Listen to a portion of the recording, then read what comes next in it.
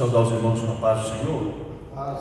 Estou muito feliz com Deus por essa oportunidade de mais uma vez poder participar da ceia do Senhor, um memorial ao nosso Deus. Quero convidar os irmãos, em nome de Jesus, a abrir as vossas Bíblias. Primeira Epístola a Coríntios, capítulo de número 11, verso de número 24. Salve também aos irmãos do Facebook, estão na live assistindo nosso culto. Louvo a Deus pela vida do pastor Fabiano, nosso pastor Gilson Mazzi, nosso presidente, toda nossa igreja, os músicos. Deus em Cristo abençoe por estar lado a lado ao nosso pastor, auxiliando o que precisa. E a Bíblia diz assim, 1 Coríntios, capítulo 11, verso 24. E tendo dado graças, o partiu e disse: tomai e comei, isto é meu corpo, que é partido por vós. Fazei isto em memória de mim. Semelhantemente, também depois de cear, tomou o cálice, dizendo: este cálice é o novo testamento no meu sangue. Fazei isso todas as vezes em que beberdes, em memória de mim. Porque todas as vezes que comerdes e todas as vezes que beberdes deste cálice, anuncieis a morte do Senhor até que Ele venha. Até aqui, agora um texto de contexto aqui, irmãos, Apocalipse 3, verso de número 23 e 20 de Apocalipse, diz assim: eis que estou à porta e bato, se alguém ouvir a minha voz e abrir a porta, entrarei em sua casa e com ele cearei, e ele comigo. Ao que vencer, lhe concederei que se assente comigo no meu trono, assim como eu venci e assentei com meu Pai em seu trono.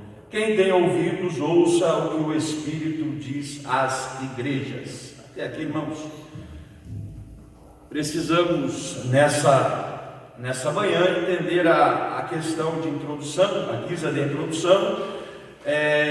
O texto que lemos em Coríntios, a carta, a Epístola a Coríntios, ele relata que Paulo está doutrinando, está instruindo a igreja concernente à dissensão que havia entre a igreja em relação à ceia.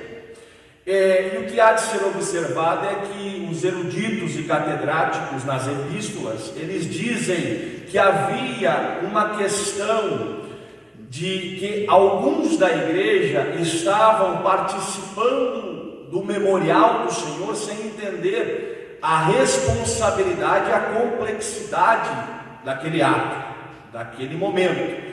Eles estavam ali, alguma parte da igreja, participando simplesmente por um convívio social ou para que pudesse se alimentar. Tanto que diz que alguns passavam fome, outros comiam por demais, nos versos antecedentes do capítulo 11. Quando analisamos a guisa de introdução ainda o capítulo de número 3, que lemos do livro do Apocalipse, e o pastor Fabiano nos trouxe uma palavra oficial de abertura do culto nessa manhã, que também relata uma das igrejas do Apocalipse, que é a Filadélfia. Decorrendo do texto, nós vemos a igreja de Laodiceia. Se fizermos um paralelo entre as duas igrejas ali, Filadélfia é a igreja fraca. Abre um parênteses na palavra fraca. Fraca, ela traz a necessidade de depender de um socorro.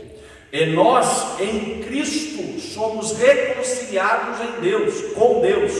Por quê? Porque éramos fracos e continuamos na nossa fraqueza. Porém, reconciliado em Cristo, ele diz: diga ao fraco, eu sou forte, e na sua fraqueza eu aperfeiçoo o meu poder. Poder aqui, há um parênteses a ser aberto, que é o quê? Poder de autonomia de direito. Então o sangue nos deu o direito de sermos de Cristo.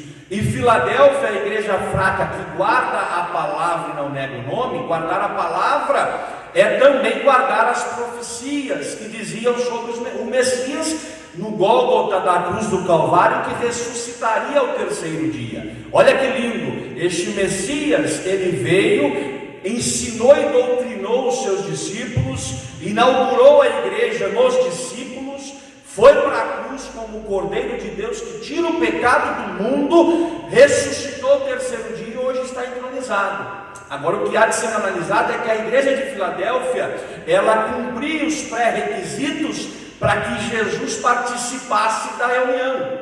Agora, Laodiceia não. Laodiceia, enquanto Filadélfia, Jesus tem liberdade de abrir a porta, irmãos, Laodiceia, ele propõe que está à porta batendo, pedindo licença para entrar, porque Jesus é educado, ele respeita o livre-arbítrio. Agora olha que lindo, se não abrirmos a porta, ele fica para fora. Mais lindo ainda é que se abrirmos, ele entra e ceia conosco. Agora a igreja está passando por um período de decreto governamental e presidencial e estadual, que diz que não podemos nos aglomerar. Agora a igreja, irmãos, apostatada, ela fecha a porta e fica em sua casa.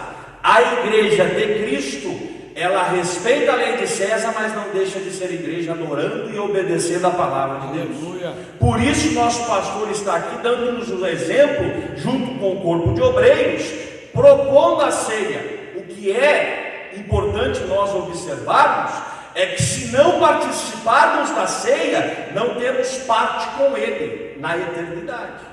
Então, se você está na sua casa agora, enquadre no horário, na agenda do seu dia, um momento para vir aqui cear, porque se você recusar a ceia sem uma extrema necessidade, você recusa a proposta de cruz. Então, por gentileza, como o membro do corpo de Cristo, ele é o cabeça, eu vos convido, venha participar do memorial da mesa do Senhor. Agora, o que há de ser entendido é o que? Muitos querem porta aberta como Filadélfia, mas será que esses mesmos muitos querem cumprir os pré-requisitos para Jesus abrir a porta? Jesus, ele está registrado em sua palavra, em João, ele veio para os seus o negaram, e todo aquele que creu, deu-lhes o poder de serem feitos filhos. E aqui a Trindade no Deus Pai, ela representa o nosso Pai, a paternidade eterna. Então o meu pai, a minha mãe, a minha ascendência familiar tem liberdade de entrar em minha casa. Aqui na analogia, Deus quer entrar em nossa casa, porém precisamos cumprir os requisitos.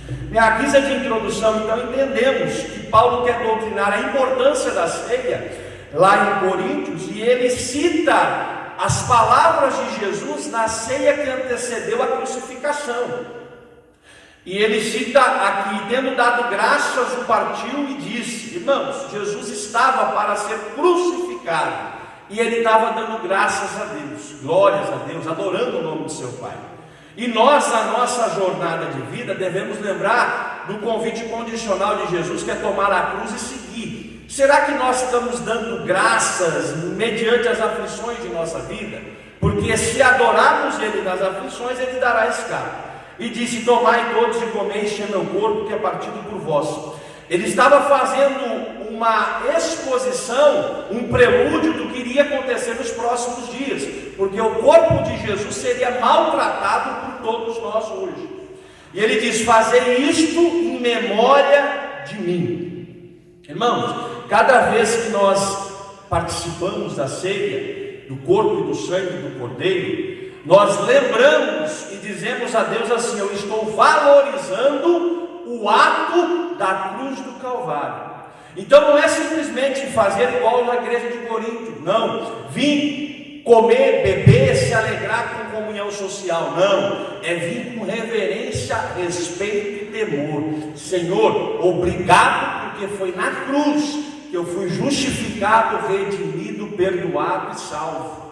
Então nós lembramos, e também lembramos o quê? Que Ele não está morto, Ele está ressurreto no alto e sublime trono, e estamos esperançando o nosso encontro da noiva com o noivo na glória. Semelhantemente também, depois de cear, tomou o cálice dizendo: este cálice é o novo testamento do meu sangue, fazei isso todas as vezes que beberdes, em memória de mim. Mais uma vez, em memória de Cristo. Essa memória é passado, presente e futuro. Provando isso, Isaías diz que Deus é Pai da eternidade. Jesus é Pai da eternidade.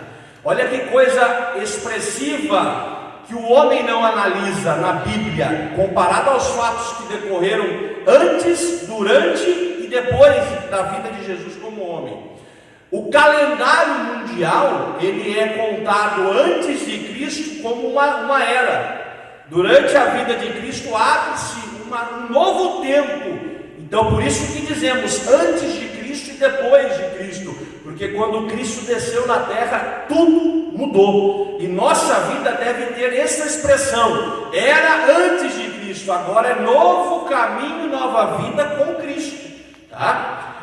Porque todas as vezes que comerdes deste pão e beberdes deste cálice, anunciais a morte do Senhor até que Ele venha. Irmãos, nós fazemos em memória. E no casamento judeu, o costume deles, o noivo tratava o casamento com os familiares todos juntos, havia um respeito mútuo, combinava-se o dote, ele levava presentes para a noiva e ele voltava para o seu lar. João diz sobre isso, o Antigo Testamento também, sobre o amigo do noivo. E o amigo do noivo voltava de tempo em tempo a visitar a noiva, a levar presentes, a saber como estava a família, o tratado nupcial. E cada vez que ele levava os presentes, a noiva se alegrava. E isso é uma analogia do que acontece hoje. Porque hoje nós temos a festa que é a ceia do Senhor na casa de Deus. O noivo está na casa dele, que é o terceiro céu, na glória da sua majestade. O noivo está ressurreto na eternidade.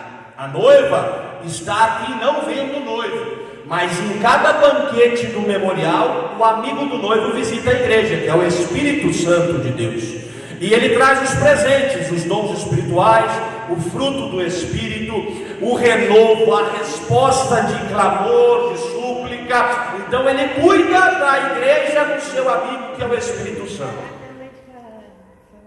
E nesse interim, esse relacionamento, em cada culto, em cada tempo de ceia, nós estamos dizendo para o noivo: eu sou a tua noiva, e estou aqui esperançando a festa nupcial, que é as bodas do Cordeiro do Apocalipse na eternidade com Cristo.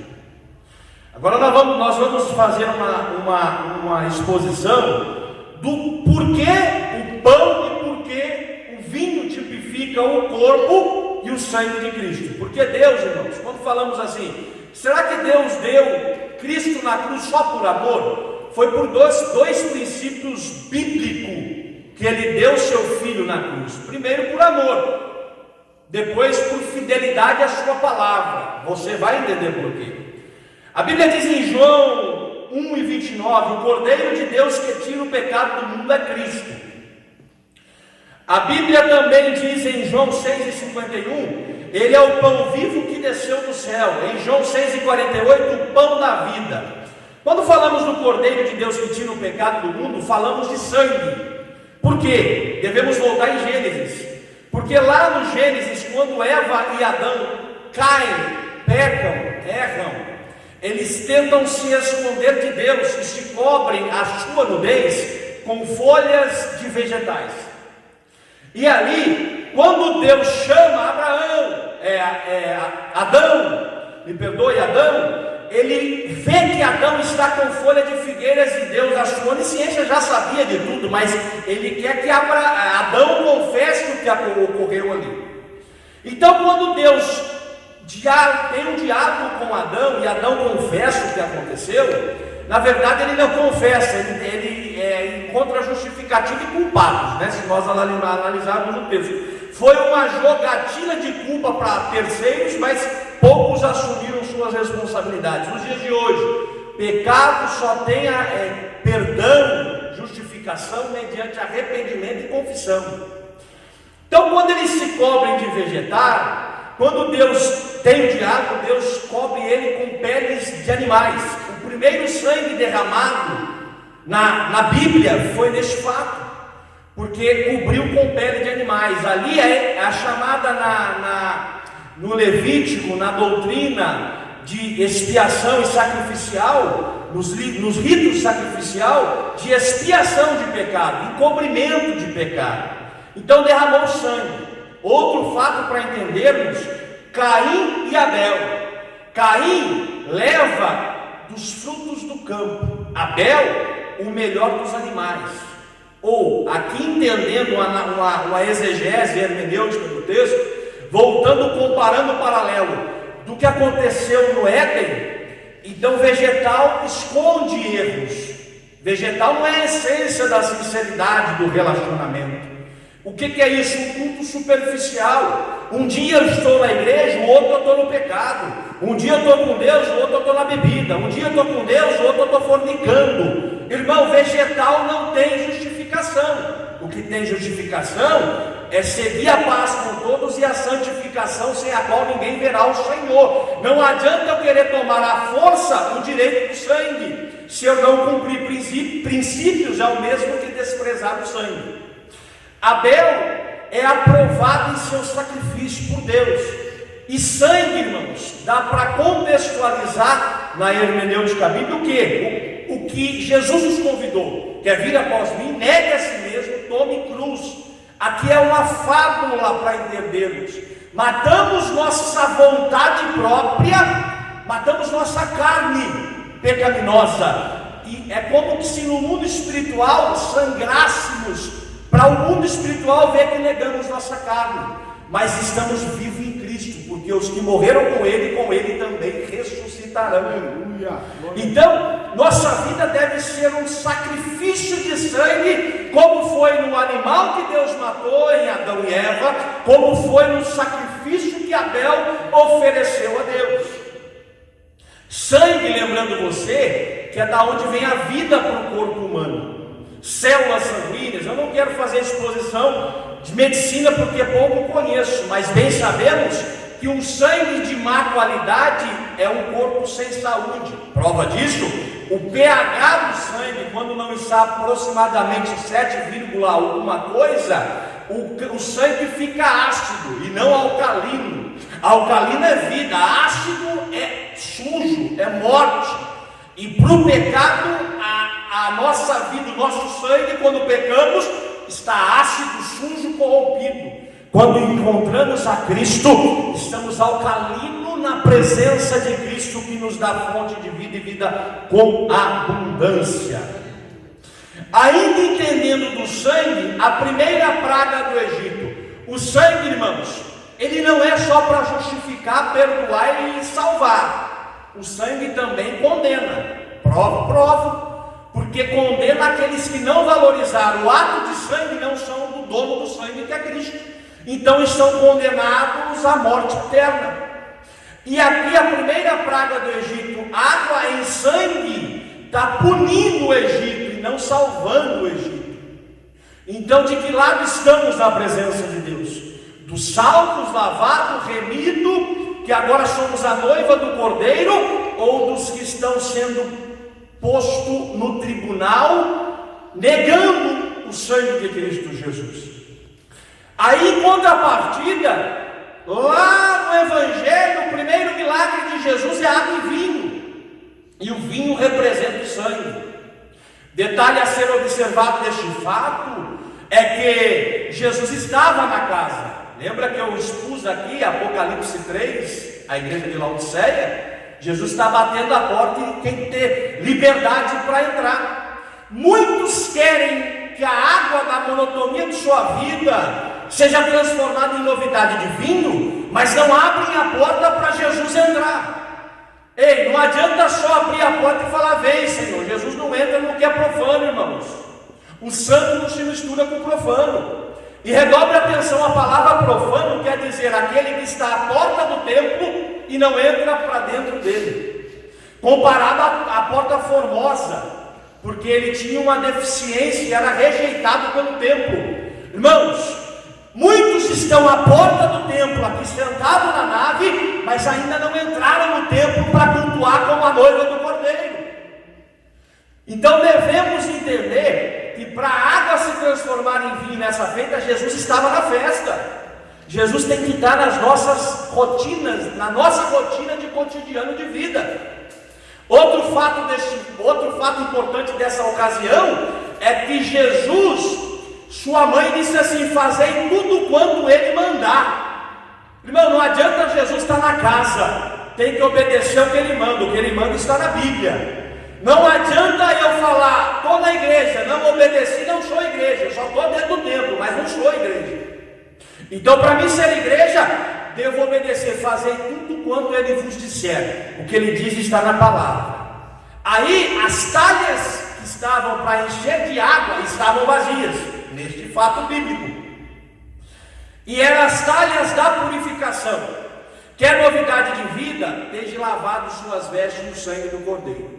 Porque aquelas talhas do costume judeu, desde o tabernáculo, lá na bacia da purificação, a água limpava as impurezas. Se elas estavam vazias, é porque ninguém se purificou, mas Jesus estava ali para purificar a eles. E ele diz: enchei as talhas de água.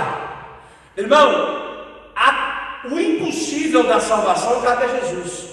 O possível cabe a nós, que é o que? Obedecer sua palavra e viver mediante ao que a palavra nos orienta.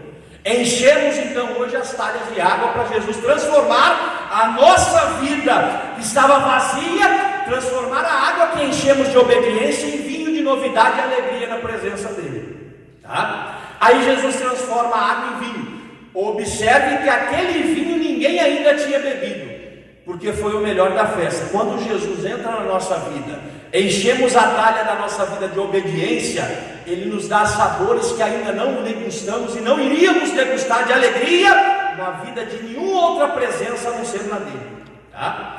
Aí aqui entendemos então a função do sangue. O sangue ou ele condena ou ele justifica e salva.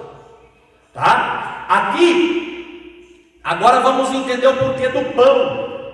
O pão é o pão vivo que desceu do céu, de João 6,51, e o pão da vida de João 6,48. Devemos entender e ler, eu quero ler com os irmãos, o que está registrado em Filipenses, capítulo 2, e verso de número 6. Que sendo em forma de Deus, não teve por usurpação ser igual a Deus, mas aniquilou-se a si mesmo, tomando a forma de servo, fazendo-se semelhante aos homens, e achando na forma de homem, humilhou-se a si mesmo, sendo obediente até a morte, e a morte de cruz. O pão aqui, irmãos, Jesus faz uma analogia nas exposições desde o Antigo Testamento até o Novo. No verso 6, o pão da mesa da proposição, ele era sem fermento. Sem fermento, cumprindo o que está anunciado em Filipenses, que Deus, na pessoa de Jesus, esvaziou-se de si mesmo. Ele deixou de ser Deus. Ele poderia ter sido um tirano, acabado com os impérios gregos, romanos, medo-persas e tudo mais, mas não fez por misericórdia da criatura que pode ser feito filho, porque quando eu encontro ele, não nego a ele, creio nele, eu deixo de ser apenas criatura e me torno a ser filho, que ele assume a paternidade.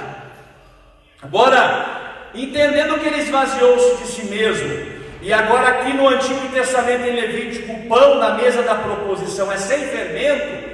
O fermento, disse aqui na exposição do ensino, ele é o que incha e leveda, trazendo para a exposição que Jesus quer fazer nessa fábula. Quando enchemos-nos de nós mesmos, do nosso eu, da nossa carne, do nosso orgulho, do nosso ego, é uma inchar-se de si com mutação, porque o fermento ele causa mutação na massa.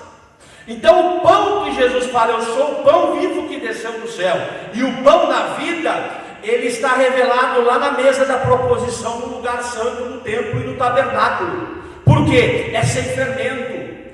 E o pão conota provisão física, material e espiritual para as nossas vidas.